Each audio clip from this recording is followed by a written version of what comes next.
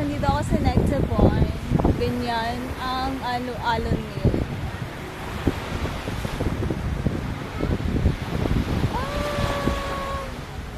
Team building with outing ito ang ginagawa namin ngayon.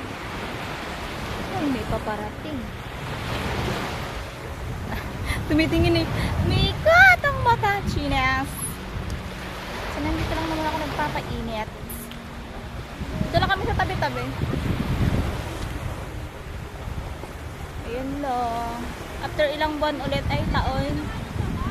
Naalangan kasi ako pumunta dito kasi okay naman maligo dito.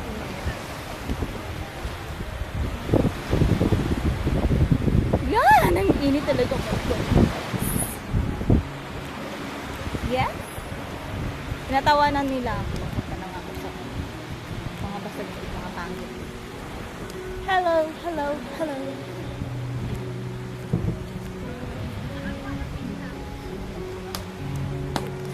Tingnan ng video. So, bibili ako ng halo-halo nila. So, ayan ang ingredients. Yan. Nag-try ako ng halo-halo nila. Ayaw nila dito.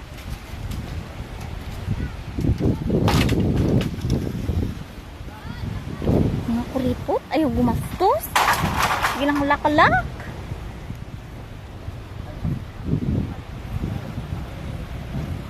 Ay, so boring. Ganun talaga ang life. So hot.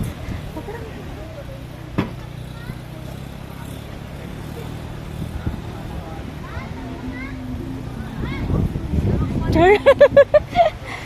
Aba, pangabagsak yung aking nagtiro ng mga kagwa. Gusto nyo? So, paingit. Layo kayo, pag layo kayo, hindi ka mabili na ano-ano. Wala kayo.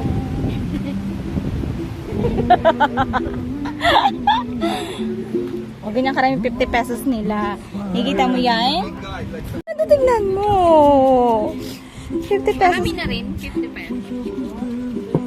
Wala yan kamay Blu-ray. Tapos nagtanong ako ng maliit na San Miguel Betis. 70 pesos. 70? Ayan, mag-ano na lang kayo. Ba't kasi ano ka pa, San Miguel? Nagtanong lang naman ako magkano price. May alam mo sa naman dito? Parang marunong.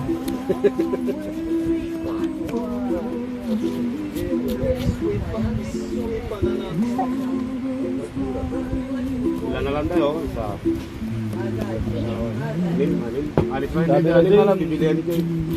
Ako na nga lang hindi uminom dito. Baka nabili ng halo. Diyos ko, Lord na tayo. Ulit ka. Ulit ka. Ay, wag na lang hindi masarap. Hindi masarap? Kaya wag na kayo mag-halo-halo. Ano pan?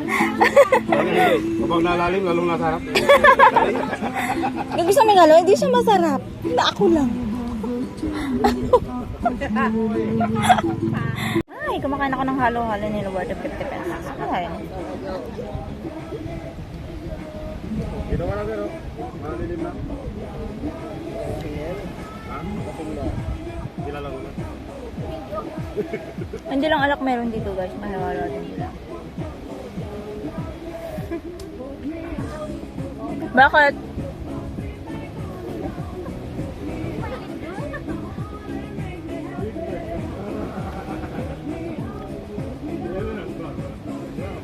Hindi ba yan nag-init? Pag nag-init, delikado.